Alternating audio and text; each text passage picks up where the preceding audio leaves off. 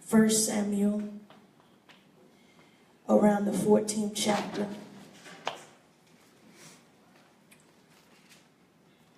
And in this scripture, three men would stand out. They'll stand out to anyone. Many preachers have preached about them all.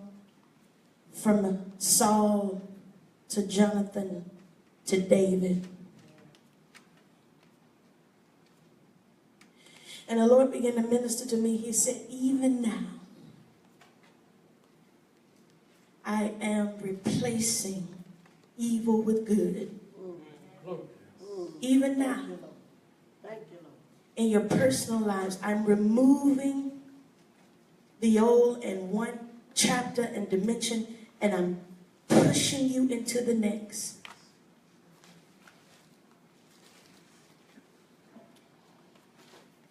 As I was traveling on the road Thursday before the accident, I could see this gentleman in my rearview mirror having issues.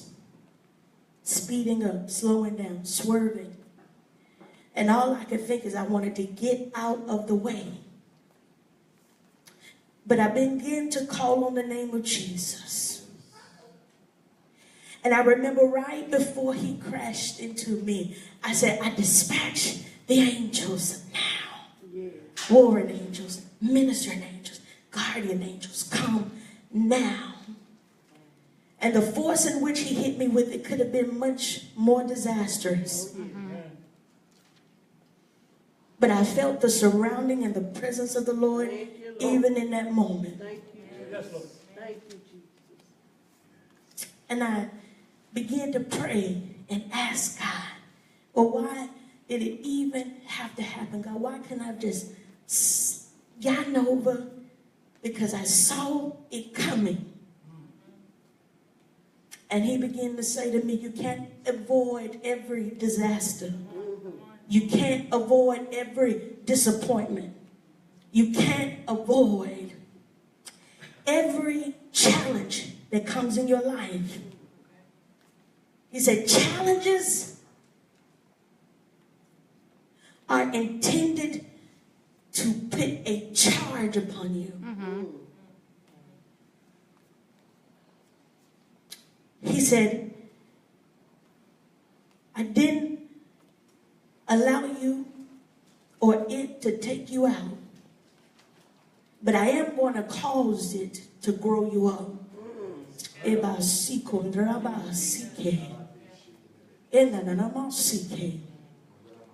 So I was looking at these gentlemen, Jonathan, Saul, Jonathan, David. And most people will focus on Saul, Daddy. Or most people will go to David. He said, but there's an anointing on Jonathan. He said, truly, the power and the transition of power happened with Jonathan. And I said, Jesus. And I began to study and read and read and read and read. There was a place where Jonathan grew up.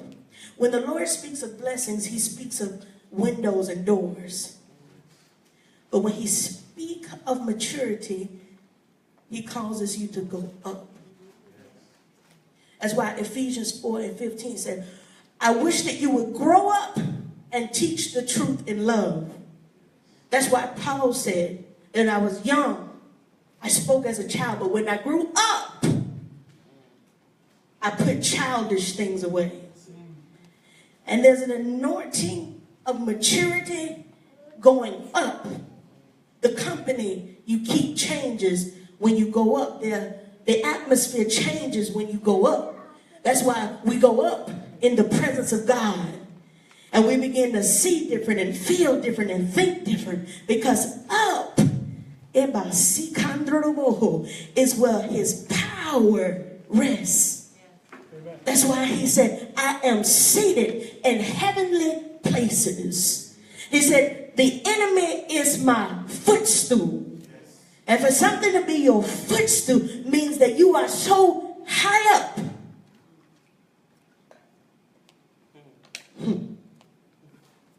Your feet rest upon your enemies.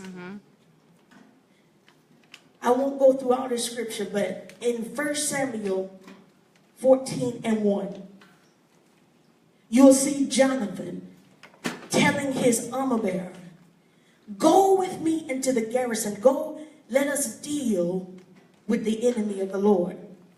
Now, the very chapter before that in 1 Samuel 13, the enemy that Jonathan is speaking of was the one that Saul was afraid to fight. And Saul was wondering how we're going to position ourselves against the enemy. But in 1 Samuel 14:1 is when Jonathan grew up. He said, I'm going to take my armor bearer with me. Don't tell my father. Jonathan had already begun to see that his father was no longer anointed by the Lord. That Saul had lost his authority, had lost the presence of God. That the enemies were no longer fleeing because Saul had asked God, are you going to give the enemy over into my hand? And it said God didn't say a word. But when Jonathan took his armor bearer and said, I'm not going to tell my father, I'm going to face this enemy, he went to the Lord and he said, Lord, I just pray that you're with me. He began to operate in faith of his own, believing God on his own, because he said, surely,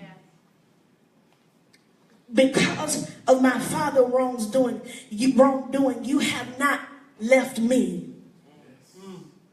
See, we have to get out of the things of our parents and grandparents and thinking that we have to go the same way. There is a new generation that is coming up. And it's not to say that all our parents and grandparents are wrong, but when we see error, we got to be able to go to God ourselves. Yes.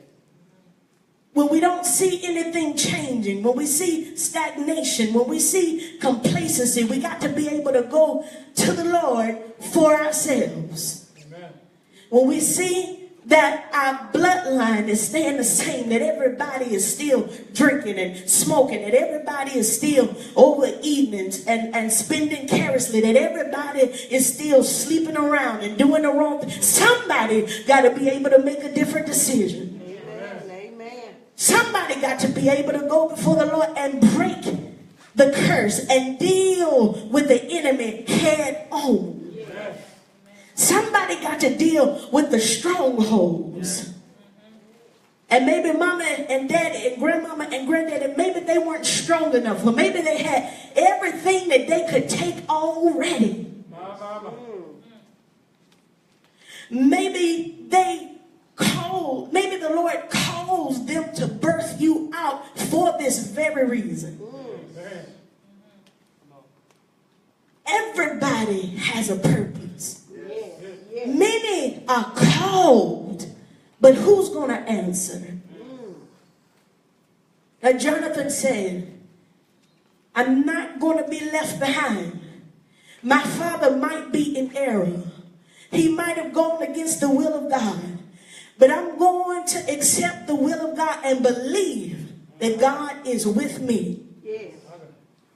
We have to come into a place where we walk in such faithfulness unto the Lord. A devotion, a commitment, a constant calling. Jonathan didn't go into battle thinking that he would be prideful like the ones before, but knew he can only win if God was with him. Knew he could only, he told his armor bearer, I believe, if God, I'm just going to stand and hope that God is with us to take out this enemy. The armor bearer said, do everything that is in your mind because I believe God is with us. Hallelujah.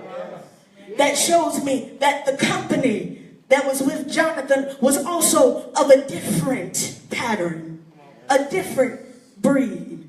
This is maturity. This is them going up, going higher, believing God for what they could not do. They were faithful. In this battle, God showed himself strong. Because Jonathan and his armor bearer were not only faithful, but they were fearless. And if we're going to stand against the enemy today, we have to go with courage. Yes. I heard Joyce Meyer say, even if you have to do it afraid, do it anyway. My. And that's where we are in our personal lives. I watch myself, and I was telling Pastor Courtney that I've shrunk back in so many areas out of fear. And I call myself a woman of faith. But the Lord revealed to me just this week. This is how I know. This is why I know even. I want to say, I wanted to just say that the enemy tried to attack me. But let me tell you something. It's not always the enemy. Amen.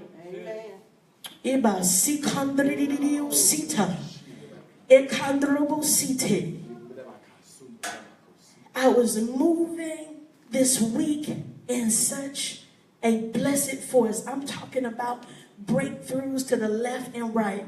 I've made more sales this month than I've made in 3 months already. Thank God. Thank God. And I had connections, and I was talking to people, going to meet people. Thursday when I left work, I was on fire. I was like, yes, God. Thank you, God.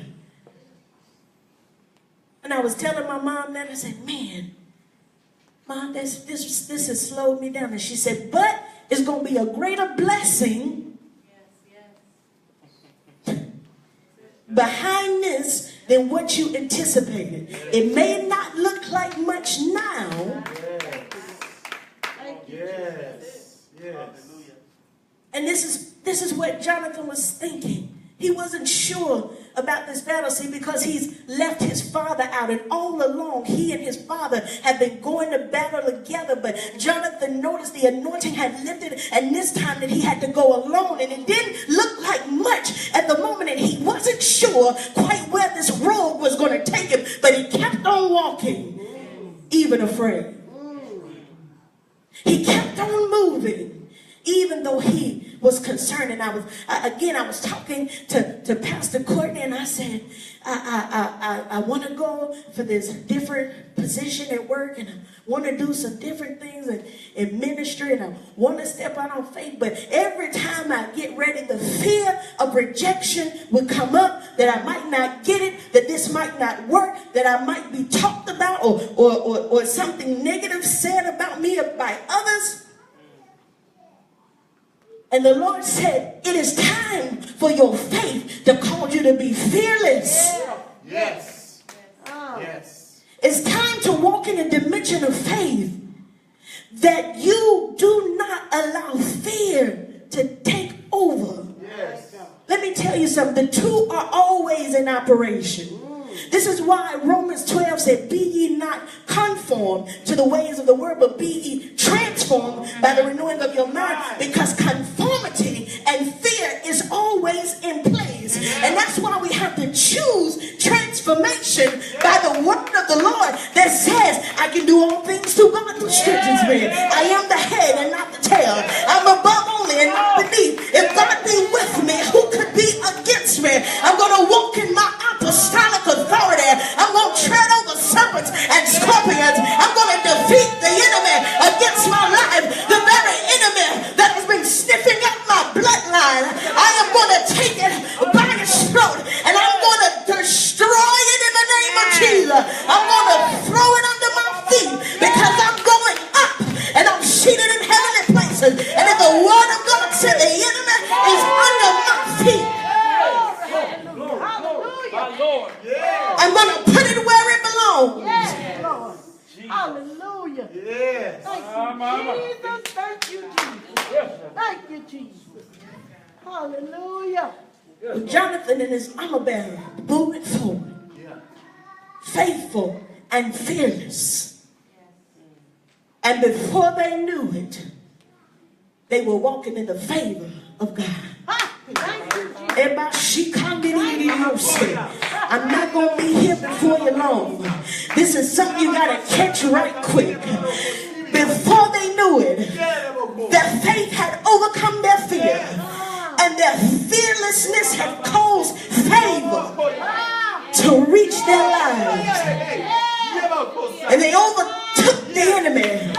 And it said in the midst of it, mama, that Jonathan, even after he overtook the enemy, the men were marching, and there was honey present, and they were wore out and weary. And Jonathan took a piece of that honey, and they said his eyes got bright, and he regained his strength, and weariness went away. But guess what? That honey was a part of the enemy's spoil, because you got to take out the enemy before you reach his goods. You got to bind the strong man before you can take his gifts. But they took him out, and Jonathan was able to taste that honey. And the men around said, oh, Saul is going to get you, because Saul told us, cursed is the man who eat the honey. And Jonathan had to rise up once again. And Jonathan had to look at the men around him. And it's just like when we're in these workplaces, Pastor Vince, and they tell you, don't take that position. It's not going to be good. You're going to have to do this, and you're going to have to do that. But they don't tell you the blessing that's tied with the position. They just want to deter you from walking in your blessing. They want to deter you from walking in your next place. They want to deter you from your place of maturity, because ain't nothing easy. Ain't no position just a smooth ride. But I'd rather have more money if I got to do the work. Come on, somebody. So I just want to tell you, and I need to encourage you that regardless of what you're facing and what the enemy is whispering in your ear, telling you don't do it, don't go for it, don't write the business plan, don't go take the exam, don't go after the next promotion, leave it all be, stay complacent, stay comfortable. I decree and declare a Jonathan anointing is being released in this house, where you will look around at your men, and even you got to go against your own father. You'll say, but the honey was intended to bless us. The honey was intended to restore us. I know what you've heard, but I'm going to taste the honey, because God is with me, and I've overtook the enemy. I have earned the right to eat the honey. Hallelujah. Yes. We fight and we fight. Yes. And we push and we press. And we never get the spoils, because somebody told you not to take it. But they were just a voice of the enemy. When you destroy your enemy, you have a right to the spoils. Right. Amen. Hallelujah. So the first deterrence of the enemy is to have you not fight at all. Sit it out. Stay back. Just like when he whispered to David, and David stayed on the couch instead of going into battle. And he got himself in a world of trouble and sin. He got caught up to the point where he was with another man's wife, and caused that man to be murdered, and got her pregnant, and their firstborn died, because the sin train didn't stop, because he was in the wrong place at the wrong time. He listened to the enemy to stay back and not fight when he should have been in battle. So you got to go fight, and you got to go in faith, and you got to keep pushing and pressing no matter what comes your way, and you're going to have to do it fearless. You got to become a risk taker this season. You got to say, by any means necessary, if God before me. You got to say in this season to yourself that I got to do it, because if I stay back, I'll die. If I stay back, my dreams die, my destiny die, my hope die. If I sit on this couch, I'll lose it all anyway. Even if I got breath in my body, I ain't got nothing to live for if I don't pursue nothing. That's right. That's right. That's right. Jesus, Jesus. I'm finished. Jonathan Hallelujah. went in battle. He and his armor bearer and overtook the enemy. He faced the fear of his father. He overcame it. The Bible later said that Saul tried to kill Jonathan, his son, his seed. The Bible said he even mocked him and told him he was the son of a stupid whore. He even not just mocked him and not just insulted him, but he insulted Jonathan's mother by referring to her as less than a woman. But Jonathan did not let that stop him. He was not going to be intimidated by his father because he knew that God was with him. He knew that he was now the anointed one, and he knew that his father had lost his authority. And this is what you have to think about, that when you know that God is with you, whatever facing you don't have no power, it don't have no authority, it don't have no backup. I noticed when I got hit, Daddy, everybody came. The fire truck was at my rescue. The paramedics was at my rescue. T-Dot was at my rescue. The policeman was at my rescue. And everybody was surrounding my car to see if I was okay. The other gentleman had to wait in line because I was the one who was right. I was the righteous one. I was in the right way. So the one who had done the wrongdoing had to wait and had to be on the back end. So you have to know who's with you. You got to know what's backing you. I had all power and all authority because of the righteousness, not because I'm right, because God's righteousness rests upon me. In Romans, it said he imputed righteousness. That's an injection. That's something that I can't get rid of. It's something that rests on my body. He cloaked me. He covered me. He imputed righteousness upon me. And the Lord said, I'm causing a righteous revival to come back into this house, to come back into the United States, to come back into this world. The righteous are about to rise. Just like we saw with Jonathan, that he began to rise, and he had noticed that the anointing was no longer on Saul, but he did see that God had anointed David. And he said when Jonathan and David met, God knit their souls together. See, there is something called a godly soul tie. And so they got together, and Jonathan could not stop watching David's back. But because Jonathan couldn't stop loving David, David didn't stop loving him. And David was anointed to be king. Jonathan's whole company changed because of the righteous anointing upon him. He went up in maturity. He let old things pass away, and he walked into his new place. Hallelujah. Hallelujah. And Jonathan's favor never ended. It said even when he died and David was king, David said, find Jonathan's son, get Mephibosheth to the king's table, let him eat, let him drink, let him walk in the palace. His father was a good friend of mine. His father looked out for me. His father was anointed. His father, he called it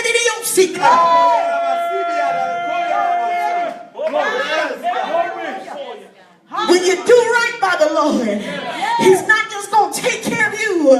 He's going to take care of your seed. And he's going to take care of their seed. And the anointing and the blessings are going to keep traveling down. For one decision that Jonathan made, God made a multiplicity of more decisions on his behalf.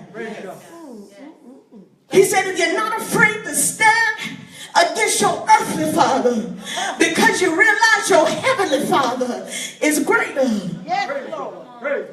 there's nothing I will withhold from you. Jesus. Jesus. Thank you, Jesus. no doubt about it. Thank you, Jesus. Glory to you. Hallelujah. God, we thank you. Hallelujah. Thank you, Lord. Thank you, Lord. Yes, Lord. Thank you. We thank you. Thank you, Master. Yes, God. Yes, we thank you. We thank you for a righteous revival. Yes. That evil is being removed. Amen. That good is replacing it. Yes. That holiness is replacing it. That righteousness is replacing unrighteousness. Amen. Thank you, Lord. That obedience is replacing disobedience. Yes. That holiness is replacing unholiness. The Bible said, that God said that Jesus said, be holy as I am holy. Holiness is a mindset. It's not your long skirts, your no earrings, your cloaks around your neck. Holiness is how you think. It's putting God before anything. Seek ye first the kingdom of God, and all these things shall be added. Thank you, Jesus. Jonathan wasn't thinking about himself. He was thinking about the people of God. He said, here it is. The Israelites have an evil king before them. God's hand is no longer on him. I got to fight their battles. Glory, glory, glory. Hallelujah, hallelujah, hallelujah. Oh, when you stand up for God's people, Yes. Yes. God surely stands up for you. Yes. Yes. Yes. Jonathan made himself a shield. Even though he knew that Saul was trying to kill him, he wouldn't let him put a finger on David. That's right. That's right. When he heard that Saul was after David, he ran to David and said, go and hide yourself. That's right. And then he went back to talk to his father, even though his own life was on the line. He said, don't touch David. Why would you touch him? And he's done nothing to you. And even though Saul, it said he was filled with jealousy, his anger subsided. The Lord knows how to put your enemies at bay before he destroys them. Because what I've learned, Courtney, is that anybody and anything that comes up against the Lord don't have to touch them. They kill themselves. Later on you'll find that Saul fell on his own sword. When Judas messed with Jesus, he hung himself.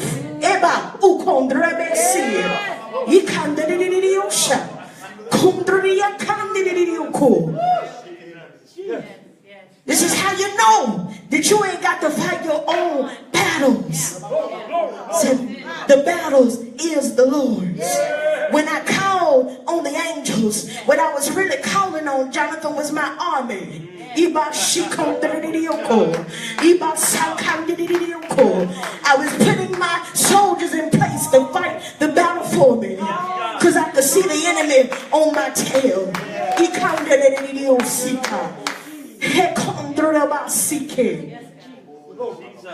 Thank you, Jesus. And even if he can touch my things, he'll never touch me. Amen. And he gonna replace what he touched. Because it said when a thief be found out, he has to return up to 7 times what he's stolen. Our problem as believers is we never write down what he stole. I make my list. You stole my peace. You stole my joy. You stole time with my daughter. I miss Grey's Anatomy. Devil, you are a liar. I'm getting it all back. God, we thank you. We thank you, Lord. And God, I thank you for the anointing you released in this house.